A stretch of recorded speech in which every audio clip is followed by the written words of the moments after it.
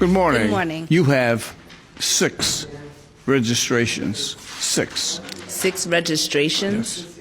6 registered to you. Do you register? Did you register vehicles for anyone else? No, I only have 2 registered vehicles. Well, I'm going to go through them, okay? Okay. All right. Right now you're driving a Ford. On that Ford, you have 5 speeding tickets and 2 red light violations. Yes, Your Honor. You also had a Honda registered to you last year. My daughter had a Honda. And on that car, there were 2 violations, a red light violation and a speeding violation. Okay. 2 years ago, you also had that same Honda. This was registered from Arch Street in Providence. Yes. 3 years ago, you had a Ford. Your Honor, I swore I paid off some of those tickets. You had $200 due on violations that never were paid on that one. What brought you in here today? I did. I received the papers in the mail finally. Our mail has been getting messed up, so I finally received a couple in the mail. So I came to court today. I mean, how you're not booted, I don't know, but nevertheless, with all of these outstanding tickets. Your Honor, I didn't know I had that many outstanding tickets. I had just been trying to pay off my license, and I paid off my license, and I registered the cars. I didn't know that I had that many tickets here, Your Honor. Are you working? No, I'm not. How many kids? I have 6 kids. How old are they? I have a 23, a 22, a 20-year-old, a 6'5", and a 3-year-old. Oh. My hands are full. The older kids, are they helping you out financially? No, 2 are incarcerated, and it's just me and my oldest daughter, and she lives in her own apartment. And the small kids live with you? Mm-hmm. Here's my choices. I can look at your summons and say that you owe whatever the amount is here. It's probably $1,500 with penalties total. What we should do today is try to work out something that makes sense. Okay. Yes. The first thing we have to do with you is don't register a car for anyone else. I will not. Because you're going to be in the same boat. You're going to come back here and say, it's not me, it's somebody. Don't do that. Okay. Okay. Secondly, we're going to come up with something that's going to wipe out all of these that you can afford. So how much can you afford? Well, I only get $187 from unemployment a week.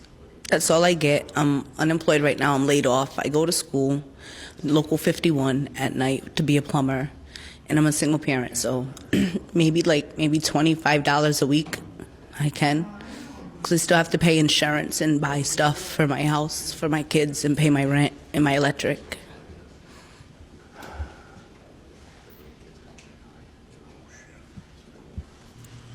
I just looked at the calendar.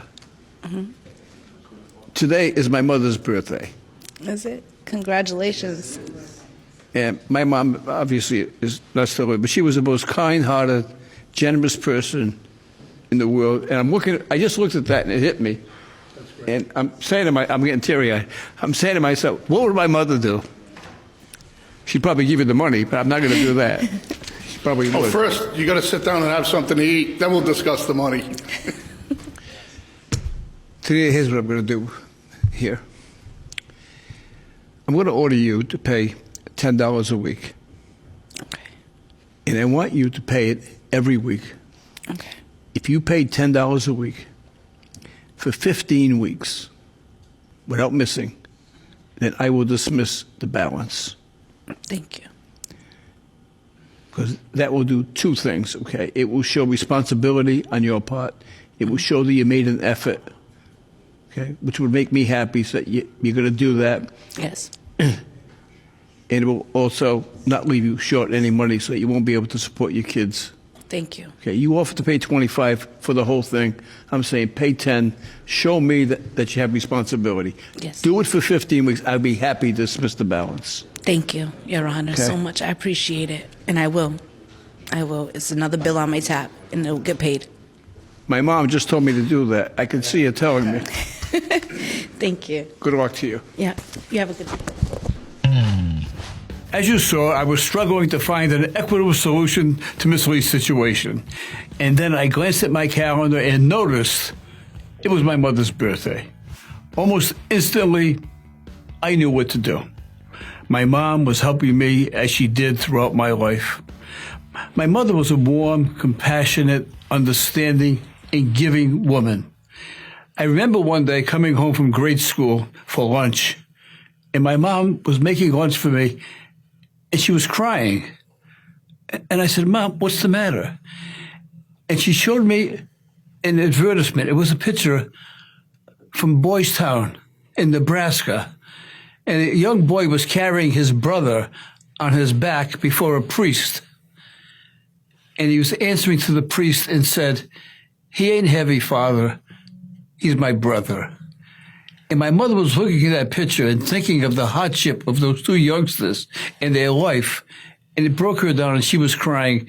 And we had no money, but she made a contribution to Boys Town of Nebraska. And those were the lessons that I learned as a young man. To give and think of others and be compassionate and considerate and charitable. Show of hands. Who cried during that case? Yeah, me too. Just a little, mainly man tears, which is totally cool these days. Another show of hands. How many of you know Court in Providence is a television show that you can watch every single weekday? That's not enough for you. To find out what channel we're on, go to courtinprovidence.com, click on your local listings, scroll down till you find your hometown, then start weeping again. This time, tears of joy.